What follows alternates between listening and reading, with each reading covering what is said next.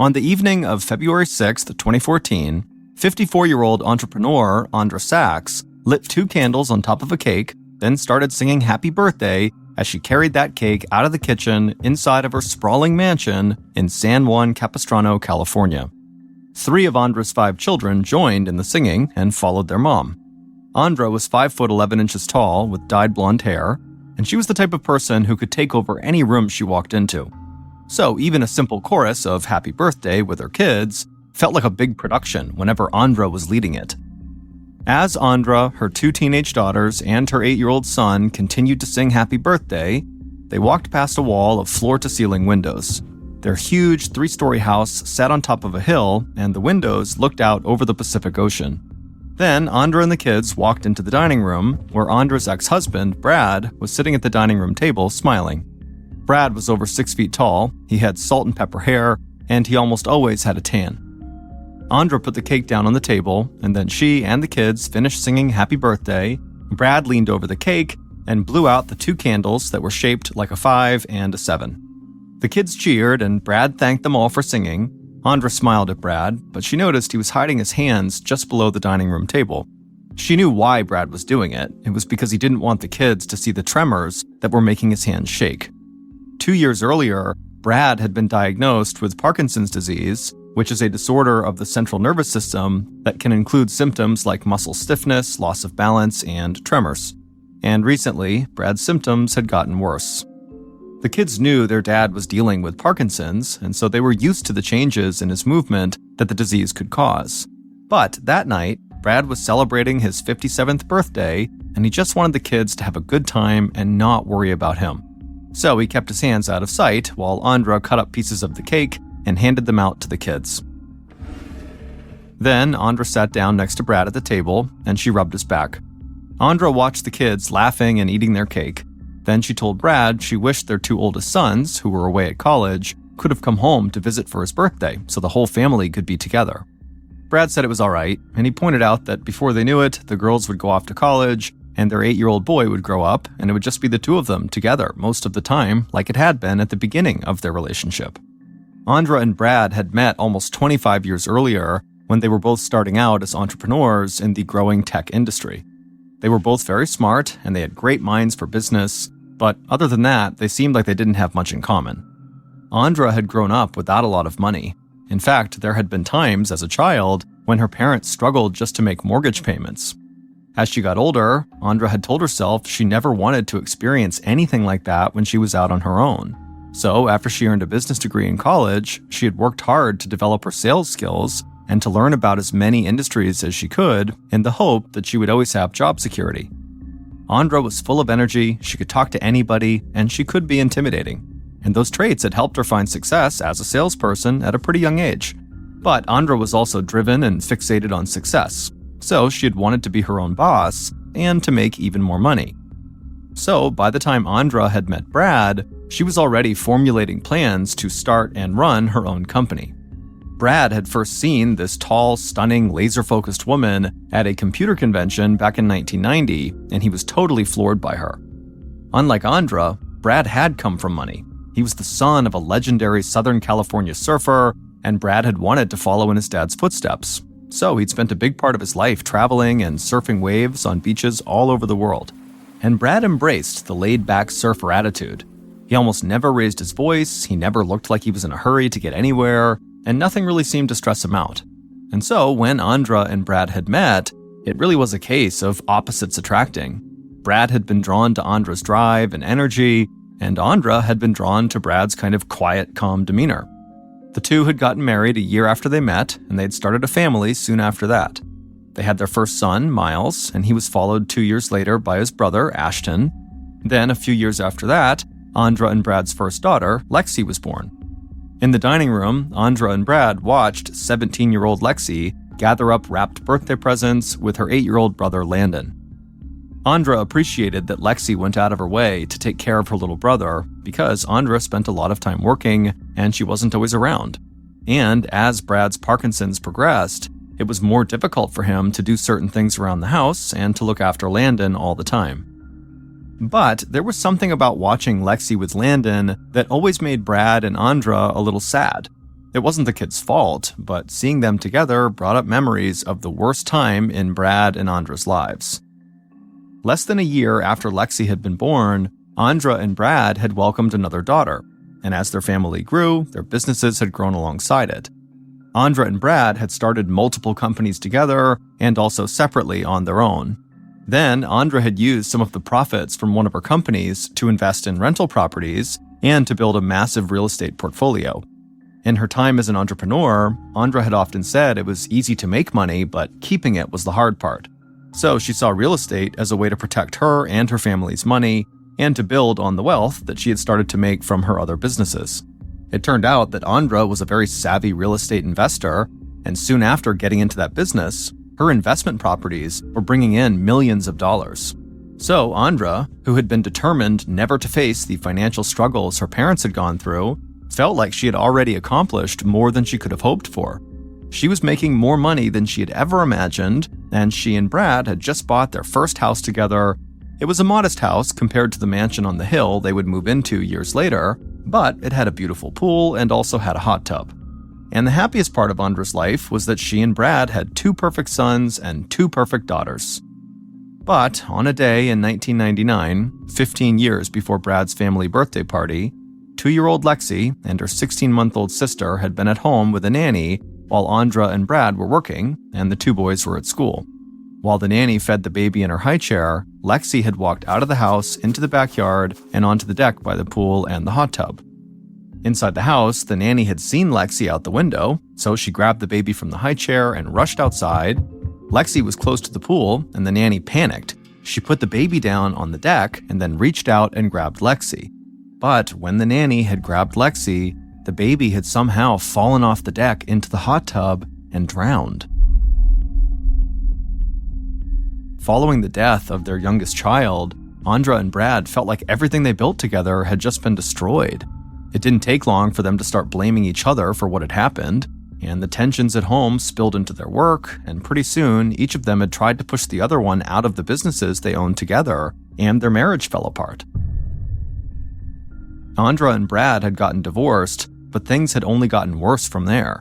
They had sued each other over business assets and personal finances, and Andra had even filed a report with police stating that Brad had tried to physically assault her. During this time, their 3 living children, Miles, Ashton, and Lexi, had clung to each other for support and tried to make both of their parents happy. Miles, the oldest, had seen himself as the one in charge, the one who was responsible for taking care of his younger siblings, and the other kids followed Miles's lead. But only a couple of years after the ugly divorce, Andra and Brad reconciled. Their friends and family had been shocked, but Andra and Brad seemed happy, and they had moved into the mansion on the hill in San Juan Capistrano that Andra had bought with money from her real estate investments. So the family was back together again. And then Andra and Brad had expanded the family by adopting Landon and his older sister. But after the divorce, Andra had sworn she would never share her money with Brad again, so she and Brad had not gotten remarried, and the house and most of the family's assets were still under Andra's name. In the dining room, Lexi and Landon brought in one final birthday present for Brad. It wasn't wrapped, but it had a bow on it, and when Brad saw it, he lit up. It was a large water bicycle designed to let him ride the ocean waves while sitting on top of it. Parkinson's disease had taken surfing away from Brad, but now, with this water bicycle, he'd be able to get back in the water. He thanked the kids for the great birthday party, then he turned to Andra, gave her a kiss, and thanked her for the incredible gift. They both knew a lot of people did not understand their relationship, an ex-husband and wife living together without getting remarried or sharing their money, but they didn't care, because Andra and Brad believed that they and their kids were as happy, successful, and loving as a family could be. On February 8th, 2014, so 2 nights after the birthday party, Andra helped Brad to their bedroom on the 3rd floor of the house. They hadn't told their younger kids yet, but Andra had recently purchased a new 1-story property, and she was going to sell the home they lived in. Andra and Brad knew the kids would be disappointed to move out of the mansion on top of the hill, but it was getting too hard for Brad to deal with the size of the house and to navigate all the stairs, and so Andra wanted a place where he could get to everything he needed on just 1 floor. While Andra and Brad went to their bedroom, 17-year-old Lexi walked into her little brother Landon's room on the 3rd floor and said goodnight to him as he got ready for bed. Then Lexi and her 15-year-old sister played with the family dogs and talked about school for a little bit before Lexi headed to her own bedroom, which was just down the hall from her brother's. Lexi got dressed for bed, she laid down, she looked at her phone, and sent a couple of text messages to friends. After a while, she put her phone on the bedside table, flipped off the lamp, and then went to sleep. A few hours later, at about 1:45 in the morning, Lexi woke up, startled. She thought she heard a loud noise coming from down the hall, but she didn't know if it was real or if maybe she'd been dreaming. Then, Lexi heard something bang against her bedroom door, and the door flew open. Without thinking, Lexi immediately held her breath and pulled the covers up over her head like she had done when she was a kid when she got scared. She heard a loud noise, but obviously couldn't see it, and then something smashed into the wall just above her. Lexi tried her best just to be totally still and not make a sound, but then she heard footsteps running down the hallway, followed by her little brother Landon screaming. Hearing her brother calling out made Lexi jump into action. She threw the covers off of her, she got out of her bed, ran into the hallway, when she saw Landon lying on his chest a few feet outside of his bedroom in the hallway, and he was screaming and crying and saying he couldn't feel his legs. Then Lexi heard footsteps again coming from behind her, and immediately her body tensed up. But then she turned around and saw it was just her sister running towards her. Lexi yelled for her sister to go call 911, so her sister turned around and ran back to her room on the 2nd floor to get her phone and make the call. Lexi turned around and looked down at Landon and promised him he would be just fine and that she needed to go somewhere but she'd be right back. And then she turned and ran down the hall towards her parents' room. And when Lexi got inside, her screams carried across the entire house.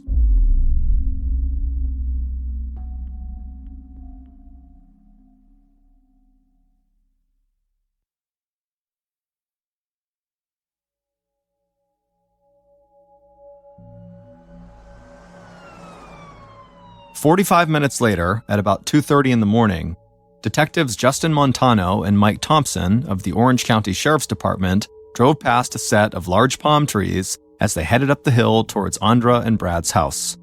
The house was surrounded by a wall with a gate, but the gate was open.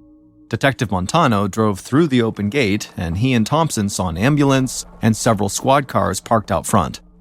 The detectives stepped out of their car and looked up at the 3-story mansion.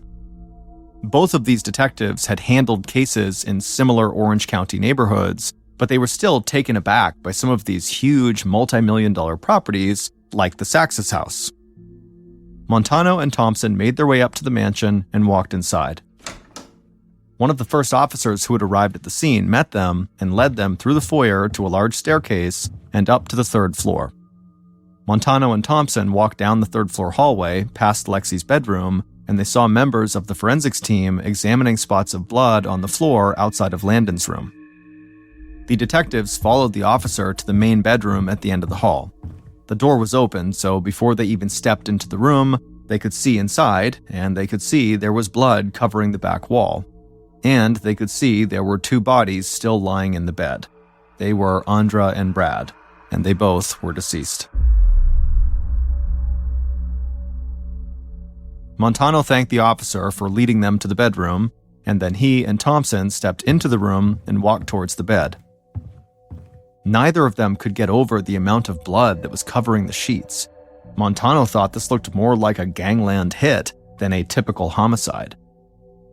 A ballistics expert waved the detectives over and showed them multiple bullet casings he'd already found in the room, but there was no murder weapon left at the scene. Montano went back to the officer who had led them to the bedroom and asked him what he and the paramedics had found when they first entered the house. The officer said the victims' 3 children who lived in this house had all gathered in the hallway right outside of their parents' bedroom. The officer said it appeared that the 2 teenage girls were okay, but the 8-year-old boy had lost feeling and movement from the waist down. All 3 kids have been taken to the hospital. Montano nodded and thanked the officer again for his help. Then Montano and Thompson looked at the scene on the bed again, and for some reason they both had the same thought. Did the 2 teenage girls murder their parents and maybe paralyze their little brother in the process? The idea of that upset both detectives, but they couldn't rule it out. The detectives had a theory that the motive for most murders boiled down to one of three things: money, sex, or revenge. And in a mansion like this, in such a wealthy neighborhood, there was definitely a chance that the kids had gone after their parents to maybe get their money. So after spending hours at the crime scene and organizing a canvass of the neighborhood, Montano and Thompson decided to really begin their investigation by talking to the Sachs children. That morning, a few hours after Andra and Brad's bodies had been discovered, their 19-year-old son, Ashton, was sitting on his couch playing a video game inside of his one-bedroom condo in Seattle, Washington. Ashton was lanky, with straight brown hair that hung down over his forehead. It was a Sunday afternoon, and one of Ashton's favorite things to do on Sundays was to sit on his couch, smoke a little pot, and play the video game League of Legends for hours on end. And so he was doing that when his phone rang on the coffee table, and he glanced down from the TV and he saw it was his older brother, Miles, calling him. So Ashton paused his game and he answered his phone. The two brothers both lived in Washington, but they attended colleges on opposite sides of the state, so they didn't get to hang out very much. But they still made it a point to check in with each other fairly frequently, and they got along reasonably well, even though they were not really alike. Miles, who was 21 years old, had always been seen by his siblings as the golden boy of the family, and he definitely took after his mom when it came to business. Miles was already managing some of his mother's real estate properties in Washington, and he had dreams of starting his own company someday, just like his parents had done. Ashton was way more into computers than he was into business, so he'd gone to college in Seattle to study computer science, and he hoped he'd be able to get into a tech or gaming company when he was a bit older. When Ashton put the phone to his ear, he heard Miles's voice cracking on the other end, and he couldn't understand anything Miles was saying. Ashton asked Miles to slow down and to tell him what was going on.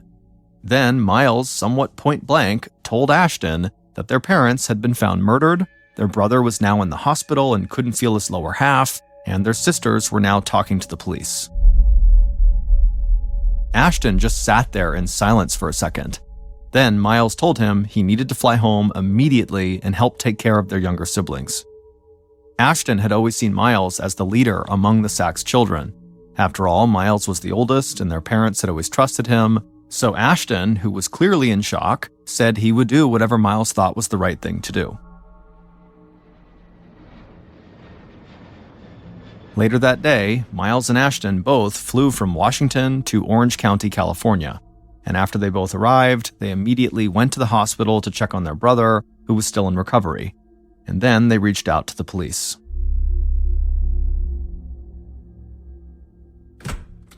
Several hours after they had arrived in Orange County, Miles and Ashton, the two oldest Sachs children, sat down in an office at the sheriff's station to talk to Detectives Montano and Thompson.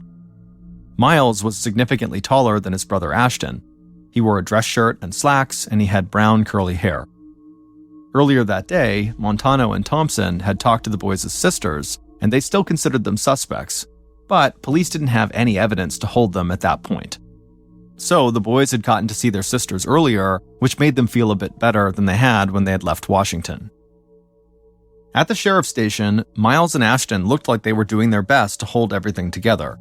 But Montano and Thompson could tell, underneath their kind of tough exterior, they both seemed exhausted, and the detectives had no idea what they were going through after all they were hit with that day. So the detectives started by thanking the brothers for coming in, and then they gently asked them, where they had been when the rest of the family was at the house.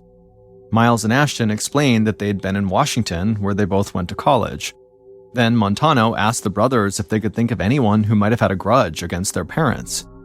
Miles and Ashton looked at each other, and Miles nodded, and Ashton nodded back.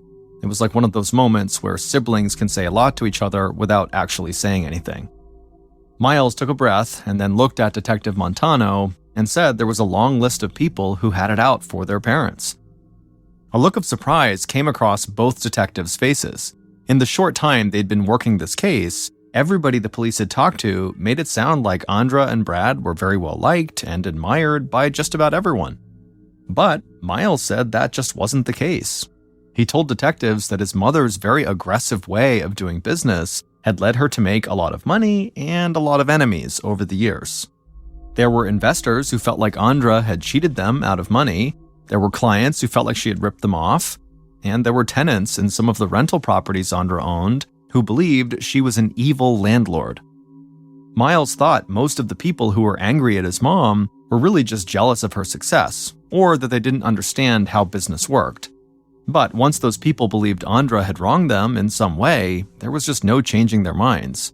Then Montano asked if Miles or Ashton could name any particular person that was one of Andra and Brad's potential enemies. And Ashton said they would actually need a couple pieces of paper to be able to list everybody. By the end of the interview, Miles and Ashton had provided police with 2 pages filled with the names of previous business associates and renters who might have wanted to harm their parents. So, detectives Montano and Thompson immediately went back to their theory that most murders are about money, sex, or revenge. Their first instinct had been that one of the Sachs kids might have wanted to get their parents money, and so that was why they attacked them. But now, looking at all these names on these 2 pages, the detectives started to think that it was very likely that Brad and Andra might have been killed by someone who was out for revenge.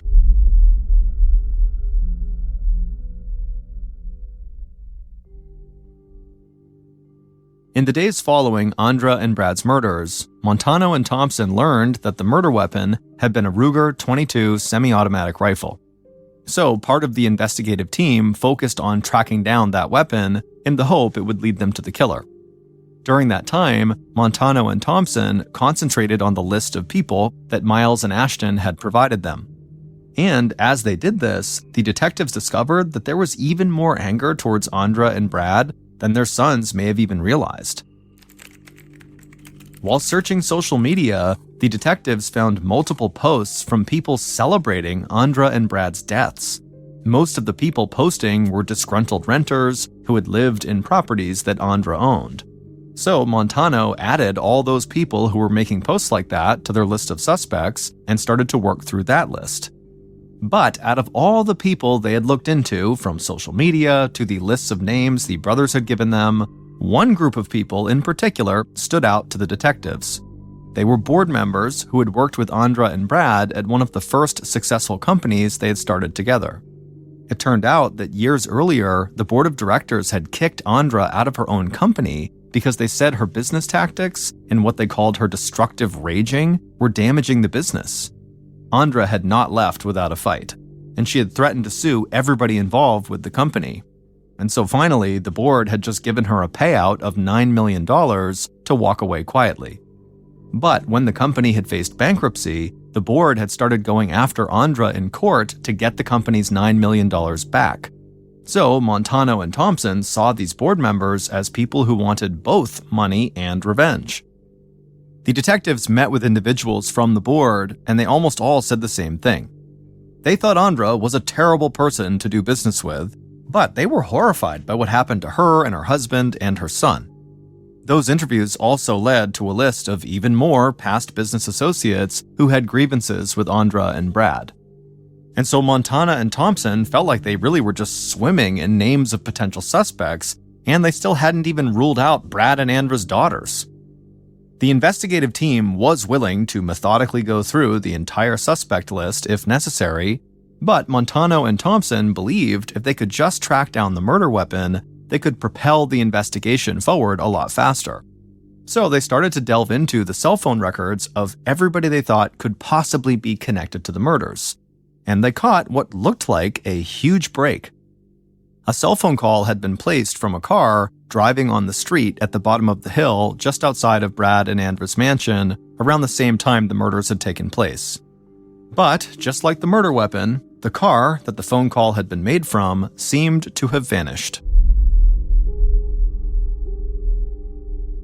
About a week after Andra and Brad's murders, 4 of their 5 kids, so all the siblings minus Landon, who was in the hospital, stood huddled together at the front of a church in between their parents' coffins.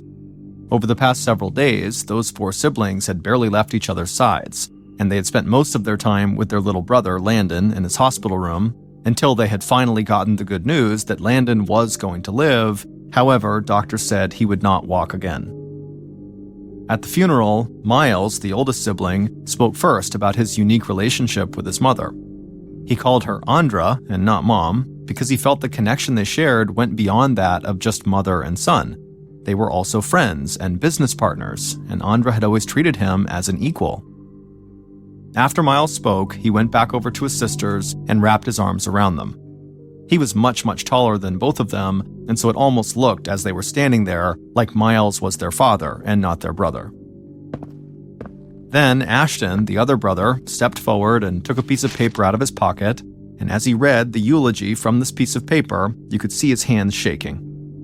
Ashton spoke about how lucky he had been to have parents like Andra and Brad, but for most of the time that Ashton spoke, he spent his time talking about his little brother, Landon, and how whoever had done this had robbed an 8-year-old boy of the chance to grow up with a mom and dad, and how they had also robbed him of the use of his legs. It was just so tragic. After Ashton had finished talking, people in the church were openly sobbing as they offered condolences to all the kids. And even though those people knew the family had money, they wondered who would take care of the kids, and how they would ever move on from what had just happened to their parents. In the days following the funeral, the other Sachs siblings began to notice a change come over Miles. It was like he stopped being a normal older brother and switched into business mode like they had seen their mom do before. Miles met with authorities so that he and Ashton could obtain legal guardianship over their younger siblings. Then he moved all of the kids out of the mansion on the hill and into that one-story home Andra had bought with the intention of making Brad's life a bit easier. The other kids were angry about the move, but Miles said it was the right financial choice to make. This way, he could complete the sale of the mansion like his mom had intended, and the family would make millions of dollars. The kids were confused and upset, but they'd always looked up to Miles, and he seemed to have a clear plan, and he assured them that everything he was doing was in their best interest. So, in the span of a couple weeks, the Sachs kids had lost and buried their parents, and had moved out of their beloved house, and the younger kids had started having to answer to their own older brother, Miles, as if he was their parent. While Miles tried to get the family situated in their new home, he also reached out to his parents' lawyers to make sure he would have control of Andra's rental properties. Again, Miles said everything he was doing was just to make sure the rest of the kids would be taken care of and that they wouldn't have to worry about their financial futures now that their parents were gone. But even some of the kids' aunts and uncles thought Miles's behavior following the death of his parents was very bizarre. They understood that he did have a lot in common with Andra when it came to doing business, just being really aggressive and straightforward, but it almost seemed like he had already moved on from grieving, which just seemed impossible. Miles's actions didn't go unnoticed by police either, so Montano and Thompson returned to the idea that maybe money had been the motive for murder, and they wondered if maybe Miles had killed his parents just to get a hold of their financial assets and their companies. But Miles, and also his brother Ashton's alibis, had both checked out. People had seen them both in Washington on the morning of the murders. So Montano and Thompson just kept pursuing the two pieces of evidence that they thought would break the case wide open: the Ruger .22 semi-automatic rifle used in the murders, and the car that someone had placed a call from just outside of the mansion at the time of the murders. About 3 weeks into the investigation, Montano and Thompson were sitting together at the sheriff's station reviewing the steps they had taken so far. They were still pursuing every lead they had, including the seemingly countless number of enemies that Andra and Brad had made over their years of doing business. Just then, Montano's phone rang. He picked it up, and a member of the investigative team was on the other line, and the officer sounded excited. He said cell phone records had finally led them to a man who was in possession of the car that phone call outside of the Sachs house had been made from. Montano hung up, and the police got right to work securing a warrant to search the car that investigators had just tracked down. When the warrant came through, Montano and Thompson and other members of the team went to do a full search of the car. And when police popped the trunk of that car, they found a pile of clothes and also a Ruger semi-automatic rifle inside. They now knew who had murdered Andra and Brad.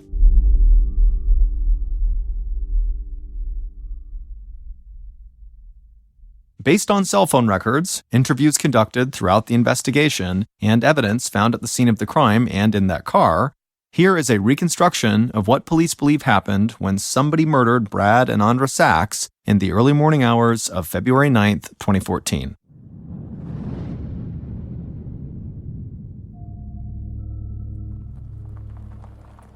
At 1:30 a.m. on February 9th, the killer drove their white Toyota Prius slowly down the road at the bottom of the hill right below Andra and Brad's mansion.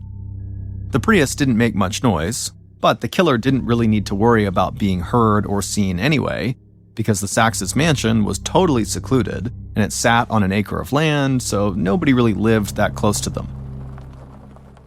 The killer parked the Prius at the bottom of the hill and stepped outside. There was a light, cool breeze coming off the ocean, and it was a very mild 60 degrees Fahrenheit. The killer wore jeans, a t-shirt, and gloves, and they had a knit hat pulled down almost to their eyes. The killer then walked around their car, opened the trunk, and pulled out a loaded Ruger semi-automatic rifle with a sling on it. The killer slung the rifle over his shoulder, closed the trunk, and then began walking up the hill towards the mansion. The moonlight shone through the palm trees, and the killer could hear waves crashing on the beach nearby. Everything felt so calm, but the killer's heart was pounding in their chest. The killer reached the top of the hill and came to the wall that surrounded the front of the house. The killer stretched out their arms and grabbed the top of the wall and then pulled themselves up and climbed over it into the front yard. The porch was lit, but the rest of the house looked dark. The killer stayed low and ran to the front door. They opened the door and walked into the large foyer in the front of the house. The huge windows allowed enough light into the house for the killer to clearly see the staircase leading up to the third floor. But the killer didn't move. Instead, they just stood there silently for several minutes. And then the killer began to pace around the first floor, deciding what to do next. Finally, after the killer had been on the first floor for nearly 15 minutes, they took a deep breath, they unslung their rifle, and marched upstairs to the third floor. The killer walked quickly down the hallway of the third floor towards the main bedroom. They hesitated when they reached the closed bedroom door. But after taking a breath to steady themselves, the killer reached down with one hand, they opened the door, they stepped into the open doorway, raised their rifle, and began to fire. Bullets riddled Andra and Brad while they slept, and blood spattered the walls and soaked the sheets. The killer had fired almost 25 bullets into the room before they stepped back out of the doorway. But when the killer stopped shooting Andra and Brad and they turned around, they saw a little boy running the opposite way down the hall. So the killer just raised the rifle again and fired off 2 shots, and the boy fell to the ground. Then the killer walked further down the hall past the boy, who was now writhing in pain on the ground, and came to another closed door. They kicked the door open and fired a shot blindly into the dark room. That bullet struck the wall just above the bed where 17-year-old Lexi was hiding under the covers. Then the killer heard the little boy he had shot screaming in the hall right behind him, so the killer just slung the gun on their back again, ran down the hall, and flew down the stairs. The killer reached the first floor, their head was pounding, their ears were ringing, and they were out of breath. But they heard movement on the floors above them, so they ran out the front door and across the yard. They reached the wall, pulled themselves up, and climbed over it. Then they ran down the hill back to their car. The killer opened the trunk, took the rifle off their back, and chucked it inside. They pulled off their knit hat as well and tossed it in with the gun. Then they took off all their clothes and chucked them in the trunk, and then grabbed some fresh clothes from the trunk and put those on. Then the killer hopped into the driver's seat of the Prius, started up the engine, and hit the gas. Then, as they were driving away from the house, the killer grabbed their cell phone from the passenger seat and made a quick call. The killer's head was still pounding, and they still felt like they couldn't breathe, but they knew their night was not over yet. So the killer tried to focus. They drove across town to an apartment building and pulled the Prius into a parking garage.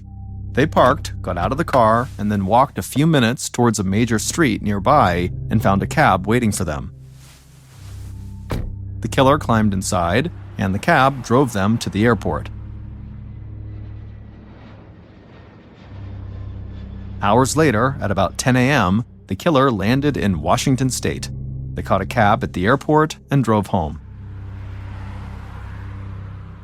When they got home, they made sure their neighbors physically saw them, and they also texted one of their closest friends in the area just to make a show that they were in Washington and not in California. Then the killer headed inside of their place, sat down on the couch, turned on the TV, and started playing League of Legends. 19-year-old Ashton Sachs had murdered his parents, he had shot and paralyzed his little brother Landon, and fired a gun into his sister Lexi's room that easily could have hit her. It turned out Ashton had always deeply resented the way his parents treated his older brother, Miles. Ashton felt like Miles was treated like the golden boy, and his parents treated him, Ashton, like a failure. And that resentment had festered for years until Ashton started to consider murdering his parents in cold blood. Ashton went so far as to do serious research into different types of weapons and to figure out the differences between first and second-degree murder. Then Ashton had gone out and actually bought a semi-automatic rifle. But even after he'd gotten the gun, Ashton still wasn't sure he could actually go through with killing his mom and dad. He felt like he hated them, and he blamed them for a lot of his shortcomings, but he just didn't know if he could actually pull the trigger and end their lives. But then, the day after Brad's 57th birthday, Andra had texted Ashton to tell him how disappointed she was that he hadn't even called to wish his father a happy birthday. Ashton, very sarcastically, said that he only forgot it was his dad's birthday because his dad had forgotten he had a second son a long time ago.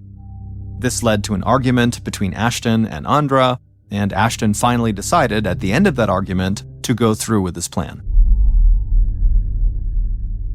On the day before the murders, Ashton had driven his white Prius 18 hours from Seattle to San Juan Capistrano, California. He waited patiently in town for a few more hours, and then he carried out the murders in the early morning. Ashton had arranged for a cab to meet him and take him to the airport, and for a transportation company to drive the Prius back to Seattle and to keep it for him until he was ready to pick it up. So, immediately after the murders, he called that transportation company to verify the address where he would leave the car for them. Then he had dropped the car off in that parking garage, met the cab, and flew home. And it was that phone call to the transportation company that he made right after killing his parents that led police to Ashton. Using cell phone data, they tracked down the owner of the transportation company, and they learned that he had Ashton's white Prius in his possession. Then the search of Ashton's car led police to the murder weapon. When police had initially questioned Ashton, they believed he had been in Seattle on the morning following the murder. But the discovery of the Prius undercut that alibi and made it clear that he would have had time to commit the murders and fly home by the time he had been seen in Seattle. But before police arrested Ashton, they wanted to make sure they had an airtight case that would lead to a conviction. So they dug deeper into his life. It turned out that Ashton had dropped out of college without telling any of his family, and that he had started to isolate himself from most of the people around him. Police also searched his internet history and found all the research on weapons and the different degrees of murder and what each one means, and so police believed they had more than enough evidence against him. When police arrested Ashton, it didn't take long for him to confess. But he made it clear that he had not just killed his parents because he thought they liked Miles better than him. Ashton said his parents had always made him feel like he was weak. He said dating back to the time when he was just a little kid and his baby sister had drowned in the hot tub, his parents didn't seem to care about how upset he was, or even try to get him some help to deal with the grief he was going through. And then, not long before the actual murders, Ashton had gone through this very bad breakup with his girlfriend and gotten really depressed, and he had tried to take his own life by overdosing on painkillers. And Ashton said he felt like his parents didn't really even care.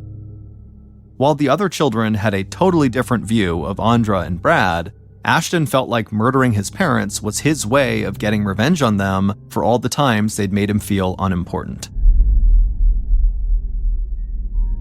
Ashton was ultimately found guilty of first-degree murder and attempted murder.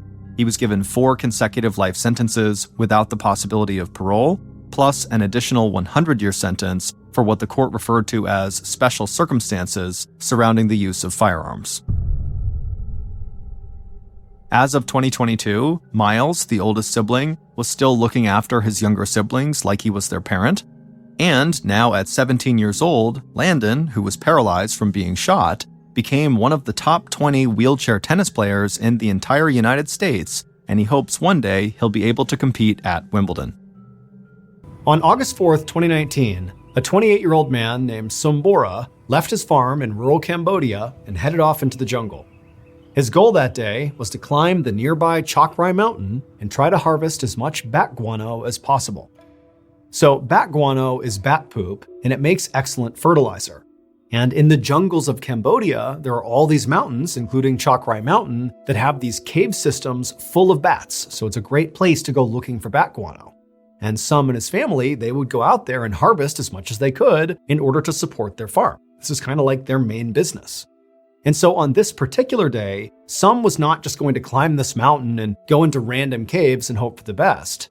Today, his mission was to go to one cave in particular that he knew had a ton of bat guano inside of it, mostly because the other people in the area that went out harvesting bat guano, they wouldn't go into this cave. And the reason for that is the cave was really, really narrow and tight and frankly dangerous because of it, and so they didn't go into it. But Sum was a very slight guy with a narrow frame, and so he could basically get himself into tight spaces and reap the benefits of places like this cave. And so after hiking for about an hour through the jungle and then up this mountain, Sum finally reached the entrance to this particular cave. And it was an opening that was about 3 feet by 3 feet, and you really couldn't see very far into it. But Sum knew what he was doing, and pretty much immediately got down on his stomach. He got his flashlight out, he took his guano bag, which had a long strap coming off of it so he could drag it behind him, and he began wriggling his way into this opening. Now, the way this cave system roughly worked is there was this narrow entrance that went kind of straight ahead like a tunnel, but then periodically, as it continued along, there would be these kind of like pockets, these openings where it would get big enough where Sum could actually get up onto his hands and knees and kind of move around a little bit. And it was inside of these pockets, these caverns, where all the bats would be. And that's where most of their poop was. And so all Sum was trying to do as soon as he went inside this cave is get to these caverns and then do his harvesting. And so Sum, he wriggled his way forward, he got through that first tunnel section, and he entered the first cavern, and sure enough, there were quite a few bats on the ceiling, and there was all this bat guano, about a pound of bat guano. And so he scooped it all up, he put it into his bag, and then he kept on moving through the tunnel into the next cavern. And as he was making his way down that second stretch of tunnel, shining his light ahead, he saw what looked like the walls moving up ahead when he was looking into the next cavern. But he knew that was not actually the wall moving, there was a whole bunch of bats in this next cavern. And so from his perspective, it seemed like there were way more bats in that cavern than this one. And so in theory, this next cavern was gonna have a ton of bat guano, potentially all he would need for this entire journey. He could just pack his bag and leave after this next cavern. However, there was a small problem. Now, Sum had come to this spot many times before, and he knew that going from the first cavern to the next cavern had a little bit of a hiccup. On the ground, as you cross the threshold into this second cavern, was a crack in the ground that basically ran perpendicular to the way this tunnel ran. Now, the crack was only about 6 inches wide, but when you were over it shining a light down into this crack, it was like it went on forever. It was like this unending hole in the earth. And so Sum always just got creeped out climbing over this crack because there was really no way to go around it. You really had to go right over the top of it because all he was thinking about is like, what's down inside of this deep hole in this cave? It's reminiscent of how people are scared of really deep oceans, like thalassophobia. It's fear of what's down there. And so Sum just really didn't like it. But again, he knew there was going to be a ton of bat poop if he could just cross over that crack, and so it was worth it. And so Sum, he wriggled his way through the tunnel, he reached the crack, he kind of shined his light down and again saw just this never-ending pit that just shot straight down into the earth. But Sum took a deep breath, he wriggled over the top of it successfully, and after he crossed it and he was about to enter into the cavern to get this huge bat guano payload, he felt something tugging on him, and immediately he was terrified and he whipped his head around wondering what could possibly be grabbing him. When he realized nothing was grabbing him, it was his guano bag that he dragged behind him with that big strap. It had gotten stuck on the crack itself. Sum was immediately relieved because he had really hyped up the idea that maybe there was some monster behind him or something, but there wasn't, and so he just kind of grabbed his strap and kind of jimmied the bag out of the crack. But as he did, he lost his flashlight. So he's moving the bag and he kind of fumbles the flashlight, and the flashlight rolled backwards into the crack. And as soon as this happens, Sum is watching with horror as he's seeing the light kind of jostling around as it tumbles down into the crack, but then it comes to a stop. Like it didn't just fall endlessly into the earth, it got wedged at some point, and the light from the flashlight was actually shining straight up. So it was pretty near the surface. And so Sum's thinking to himself, okay, that's bad, I can't lose my flashlight, I have to be able to see to get the bat poop and to get out of here, but let me just turn around and I'll reach into that horrible crack and I'll get my flashlight and everything will be okay. And so Sum carefully backed back down across the crack, and when he was looking straight down into the crack, he could see the flashlight, and it was wedged, pointing straight up, maybe 1.5 feet or 2 feet down. Now, Sum did not want to reach his arm into this crack for all the reasons he was scared of the crack. Like, he doesn't know what's down there, but he really needs his flashlight. And so Sum kind of backed himself up and mentally prepared himself, and then reached into the crack and began blindly reaching down, hoping to grab this flashlight and yank it out as fast as he could. But as he reached, he couldn't quite get to the flashlight. And so he began turning and twisting his body and forcing his shoulder deeper and deeper until finally he could touch the flashlight. And then finally, right as he grabbed the flashlight, something happened.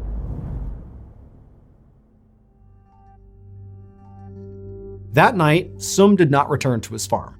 Now, his family was not actually that worried about it because it was not uncommon for Sum to go out on these guano foraging adventures and be gone for, a couple days at a time.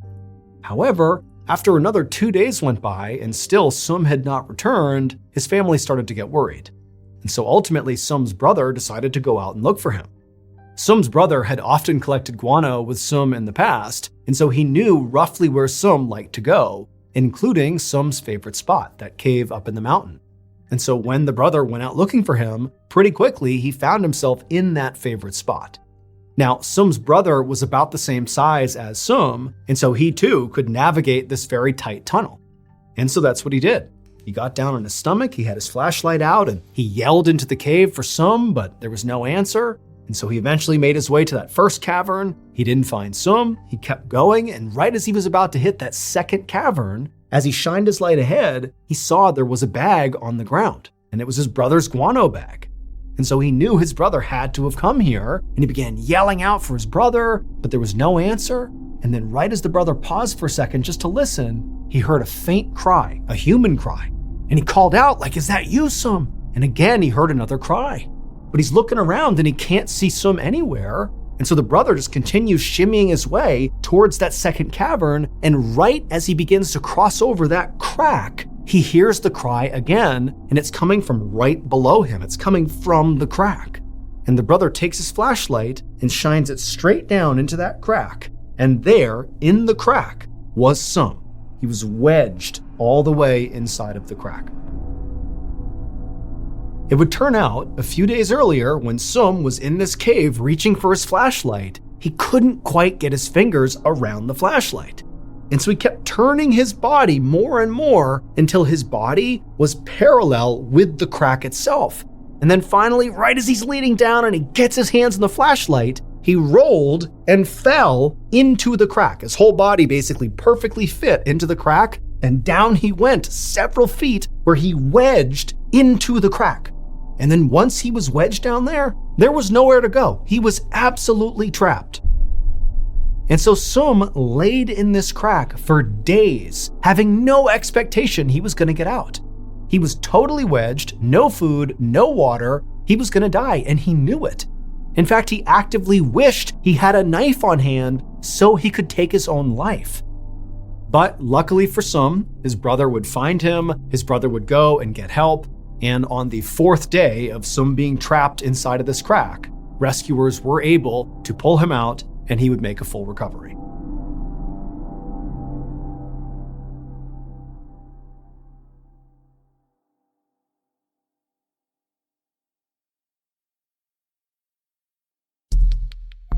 The next and final story is called Last Wish.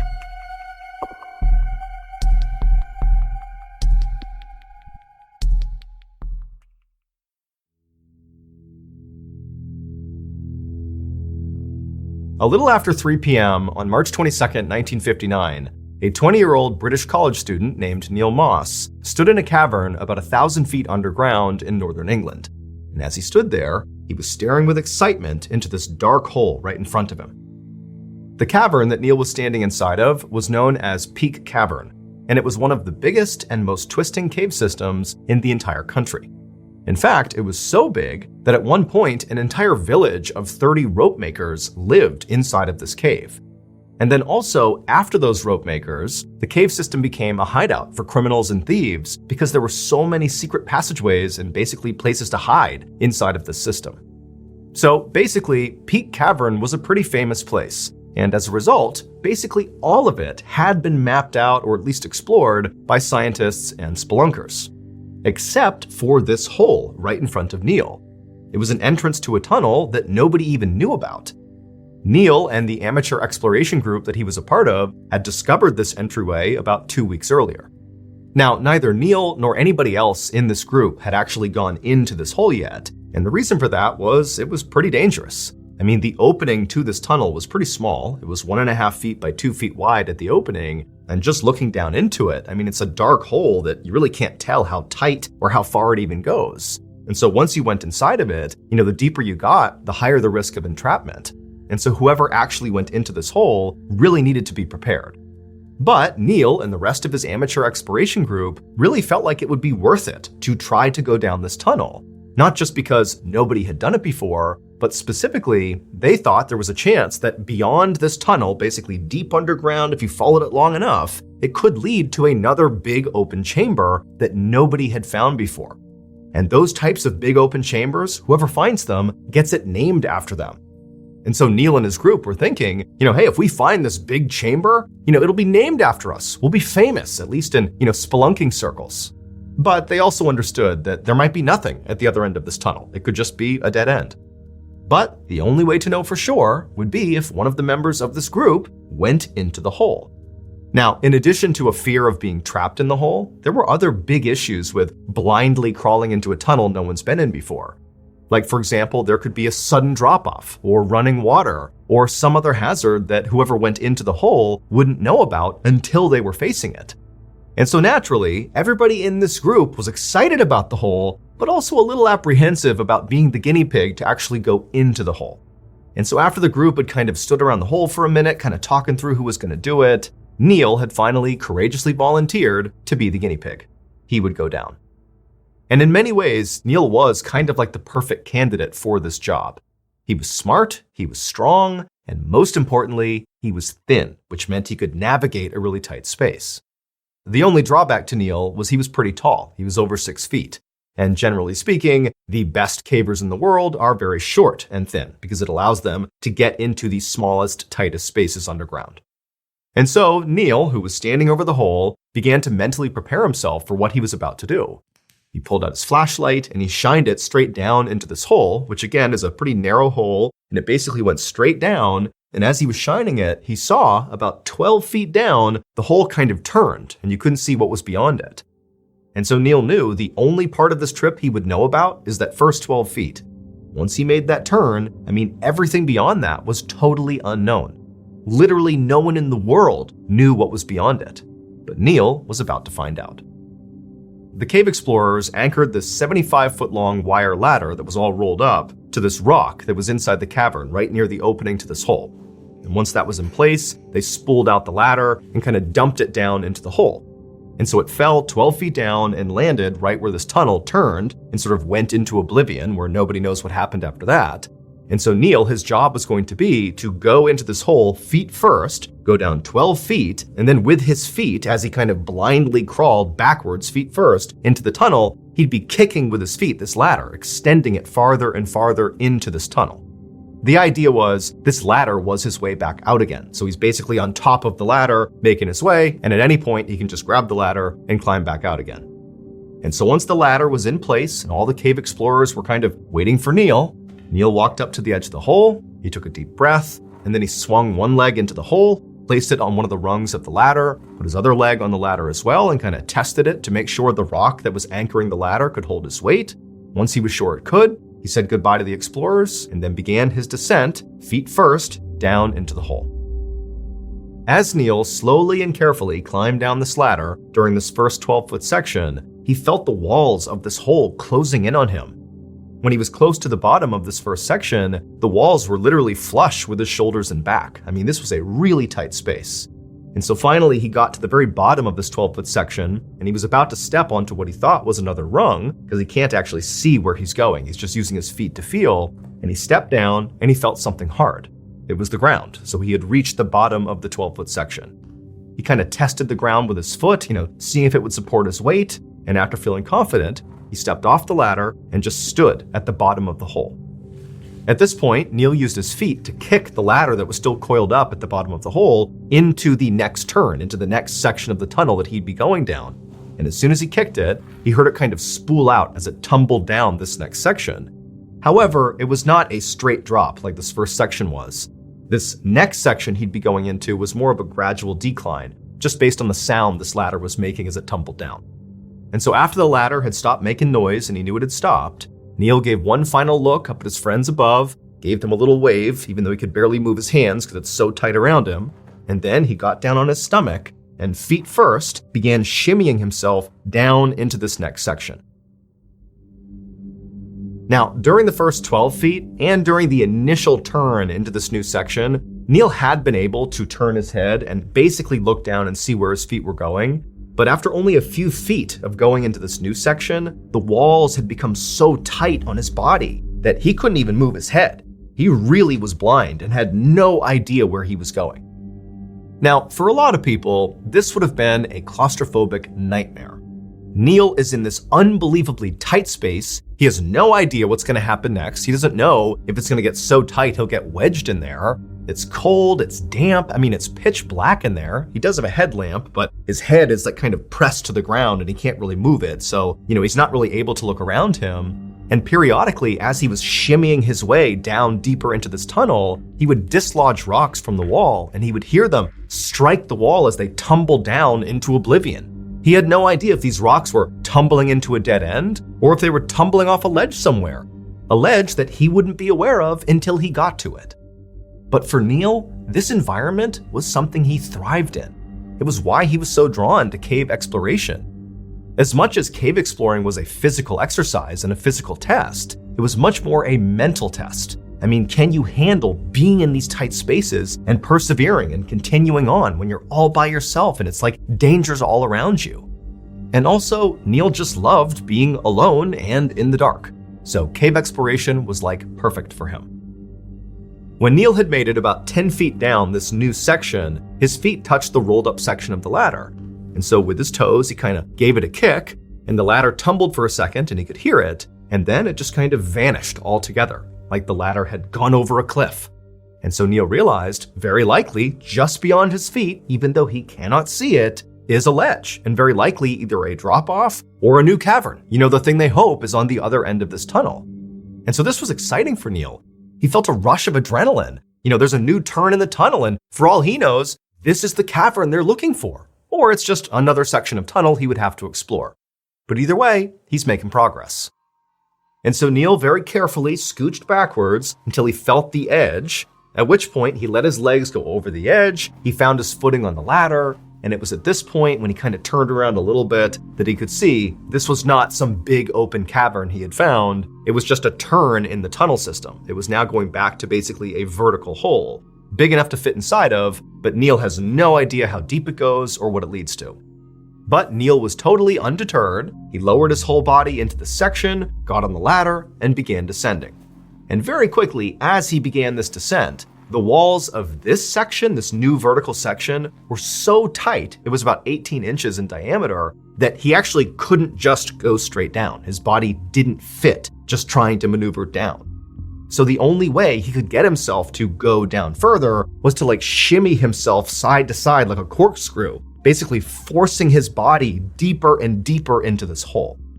And so Neil continued doing this for an additional 18 feet down in this new section of tunnel, which put him at a total of 40 feet down into this tunnel from the entrance where the rest of his friends were. And when he got down there, 18 feet down, he went to step onto the rung to continue his descent, but his foot hit rock. And he felt around with his feet, and he realized this tunnel did not lead to a big new chamber. It instead was a dead end after all. Now, just to be sure, Neil actually kicked as hard as he could. He's kind of restricted, but he kicked with his legs as much as he could to see if maybe this wasn't a true dead end. Maybe it was just an obstruction and he could clear it. But he could tell, after a few stomps, this was not moving. This really was the end. Now, part of Neil was disappointed because he was hoping that by doing this, they would discover this big new chamber and they'd get it named after them. But on the other hand, he was also relieved because by this point, it was extremely claustrophobic, even for a guy who thrived in this environment. By the bottom of this 40-foot section, he is completely wedged in place. And so Neil decided it was time to head back to the surface, but from where he was at, he couldn't even hear his friends. He's way down deep in this tunnel, it's totally pitch black. And so what he needed to do was just begin climbing back up this ladder. And then, about halfway up, he could call up to his friends and tell them, hey, I'm returning. But remember, to get to where Neil is, he has literally forced his body down into this tiny hole, basically corkscrewing himself as deep as he could get. And so he's totally restricted. And his arms are basically by his side, and his hands are basically pinned in front of his body. And so Neil tried to grab the ladder, which is literally pressed up against his chest, to begin the ascent. But even though his fingers could touch the rungs of the ladder, he couldn't actually move his arms to pull himself up the ladder. He could just hold the rung. That was it.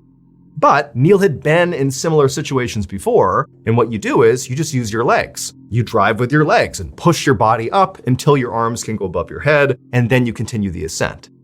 However, his legs also were basically in the same situation. It was so unbelievably tight around his legs that he couldn't lift his legs up. He could just basically wiggle his feet. Basically, there was no way physically for Neil to get himself out. He would need his team up above to pull him out. And so Neil began shouting as loud as he could, trying to get the attention of his friends up above, telling them, hey, I'm stuck, pull me out. And then also, as best as he could with his hands on the rung, he kind of pulled on the ladder, signaling to them like, hey, get me out of here.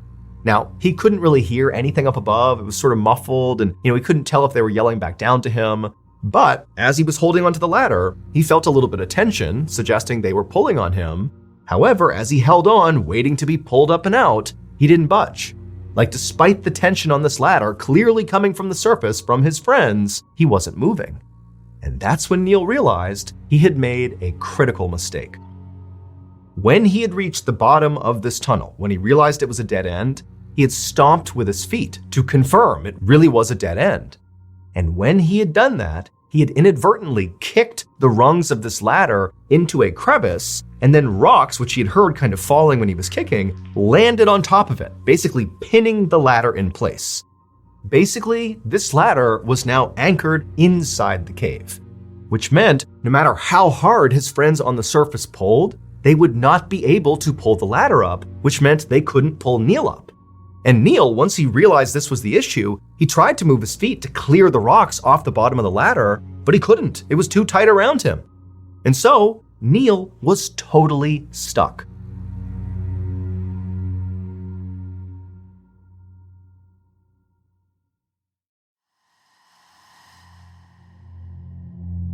The members of Neil's exploration group pretty much immediately realized this was a crisis, because not only was Neil stuck in this cave, but in these tight little tunnels underground, there's limited oxygen. So it's not just a matter of, we'll figure it out and get Neil out somehow. It's like, no, you have a limited amount of time before Neil runs out of oxygen down there. Even if you come up with a solution, it might be too late. And so immediately, members of the exploration group left Peak Cavern to go get help. And before long, over 200 people had flooded the cavern, including a mountain rescue unit and a coal mining extraction team and a whole bunch of civilians who were all there to try to figure out how to get Neil out. Now, at first, Neil was very optimistic about his recovery. He could hear clearly all the commotion 40 feet above him. He couldn't fully discern what was going on there, but he could clearly tell a major rescue operation was afoot. And so as ropes were cast down and ladders were cast down to try to get him out, and they continued to fail, and as the air he was breathing began to thin out and it was getting harder to breathe, Neil's reaction was to kind of be positive. He actually began cracking jokes and calling up like, "Hey, how much longer do I have to wait down here?" But as the minutes turned into hours and none of the efforts by any of the rescuers were working, Neil began to panic. His heart was racing, not only from his nerves, but also because he was running out of oxygen. He had begun to grit his teeth really hard to kind of control his fear, but he was really starting to lose it. At one point, the rescuers threw down an oxygen mask for him to breathe because it was clear the air was becoming a real issue. But even though the mask literally tumbled down and hit him right on the head, so it's right here, he couldn't get his arms up to put the mask on. And so there it is, salvation, but he couldn't use it. And so before long, Neil sort of began drifting in and out of consciousness. One moment he'd be calling up to his rescuers, asking for an update. The next, they'd call down to him and get no response. Clearly, this situation was becoming dire. Now, to this point, the way the rescue had gone was the rescuers were basically throwing equipment into the hole, be it ladders or ropes or oxygen masks, for Neil to grab onto or put on him, and they were hoping that basically Neil could get himself out of the hole. Because the great fear was, if we send a rescuer, or rescuers plural, into this hole to get him, they could get stuck, and now we have an even bigger problem. But when Neil began losing consciousness, when they couldn't get him to call back to them, they knew they were genuinely running out of time. And so they began pumping oxygen into the hole to hopefully buy some extra time. And then they decided, we gotta send someone into the hole. Someone has to go in there, get Neil, and pull him out. And so one by one, these courageous rescuers went down into the hole, and 8 times they tried, and 8 times they failed. All 8 either got stuck along the way or they passed out along the way. 3 people actually reached Neil and actually touched Neil, but there was no way to grab him and pull him out.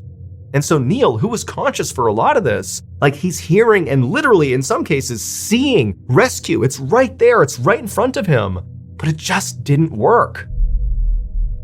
By the time the 8th man was pulled back out of the hole, they could hear in the hole this horrible sound, which was Neil gasping for air. Even though they were attempting to pump air into this hole, it wasn't enough, and Neil just couldn't fill his lungs with enough oxygen. And so the rescuers yelled into the hole for Neil to just hold on. They were gonna get him out of there, just be strong, hold on. But by this point, Neil, he wasn't even saying anything back. He just continued making these awful gasping sounds. By about 7 p.m., when Neil had been stuck in this hole for 4 hours, the rescuers decided to send one more guy into this hole, this really small civilian. And he went down there with a rope to attach around Neil and hopefully pull him out. And this little civilian managed to get all the way down, all the way to Neil. And when he found Neil, Neil was unconscious, but alive. And the rescuer put the rope around Neil's shoulders and then signaled to the surface to begin pulling. And so from the surface, they pulled on this rope, and slowly but surely, Neil began to be pulled out of the hole. And he moved about 18 inches, being monitored by the civilian who was down there. However, because they were pulling so hard on this rope to get Neil to move, the pressure from that rope was basically crushing Neil's chest, and he stopped breathing. And the civilian who was down there with Neil noticed it and yelled up to the group to stop. And they had to take the rope off because, they might be able to pull him out this way, but they would kill him. He would suffocate. And so once the civilian rescuer came out of the hole, he told the group, look, Neil's body is simply too big to be yanked out of the hole safely. He needs to be conscious and able to contort and twist his body, basically undoing what Neil did to get down there in order to get out again. We need his participation, and he's unconscious, so we can't do that. And so at this point, the rescuers were totally desperate. They know Neil is still alive. They can hear some of his ragged breathing coming out of the hole, but they knew they had to do something drastic right now or Neil was going to die. And so they came up with this plan for this even smaller rescuer, this woman, to go down into the hole, get to Neil, and break his collarbone to try to shrink his body to be able to pull him out. And so this woman, she goes down there and she reaches Neil, but she failed to break his collarbone. And so she too had to come out of the hole, leaving Neil behind. And so once the woman came out of the hole, it became clear to the rescuers that Neil was not getting out of this hole, even though he was just 40 feet away and at this moment still very much alive. They could hear his ragged breathing, but there was just nothing anybody could do. And so one of the rescuers called Neil's father and told him, "You need to come out to Peak Cavern." Not long after that, Neil's father, Eric Moss, arrived at Peak Cavern. Now, he knew going into this that his son was stuck. That's why he got the phone call to come out here. But he did not understand just how dire the situation really was.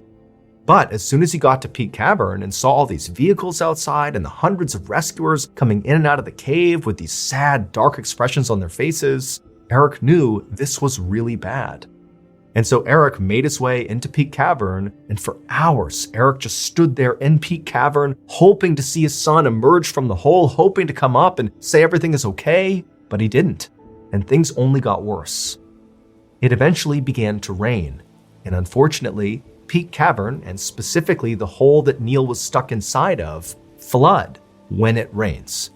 And so as rainwater is pouring into this cavern and Neil is still alive but stuck in this hole, they had to make the heart-wrenching decision in front of Neil's father to abandon the operation and get out of the cave, knowing Neil was going to die.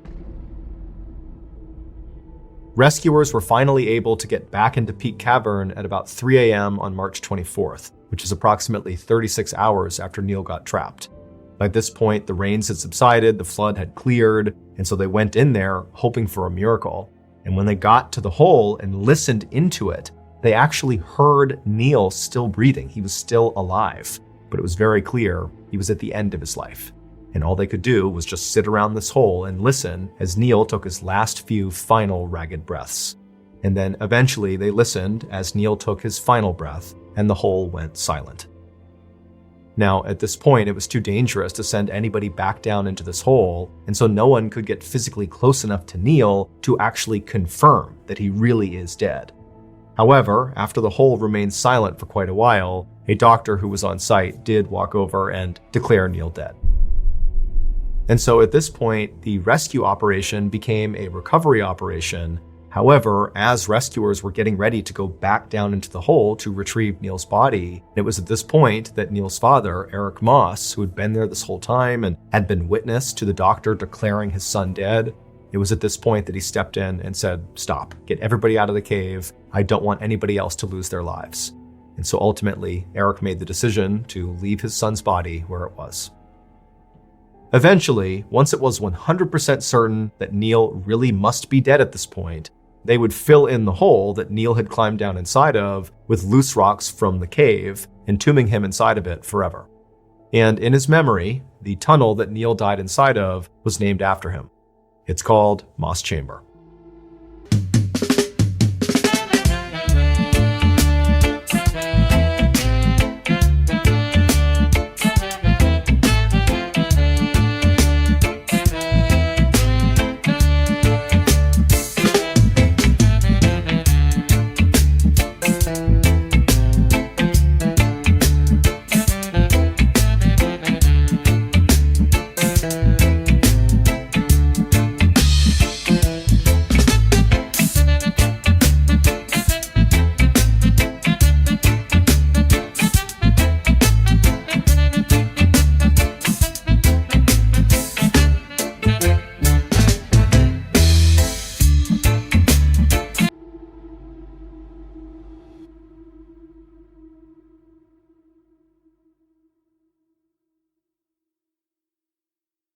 A quick note about our stories. They are all based on true events, but we sometimes use pseudonyms to protect the people involved, and some details are fictionalized for dramatic purposes. The MrBallen's podcast, Strange, Dark, and Mysterious Stories, is hosted and executive produced by me, Mr. Ballen. Our head of writing is Evan Allen. Our head of production is Zach Levitt. Produced by Jeremy Bone. Research and fact-checking by Shelley Shue, Samantha Van Hoos, Evan Beamer, Abigail Shumway, and Camille Callahan. Research and fact-checking supervision by Stephen Ear. Audio editing and post-produced by Whit Lacasio and Cole Lacasio. Additional audio editing by Jordan Stidham. Mixed and mastered by Brendan Kane. Production coordination by Samantha Collins. Production support by Antonio Minata and Delana Corley. Artwork by Jessica Clogston-Kiner. Theme song called Something Wicked by Ross Bugden. Thank you for listening to the MrBallen's podcast. If you enjoyed today's story and you're looking for more bone-chilling content, be sure to check out all of our studios podcasts.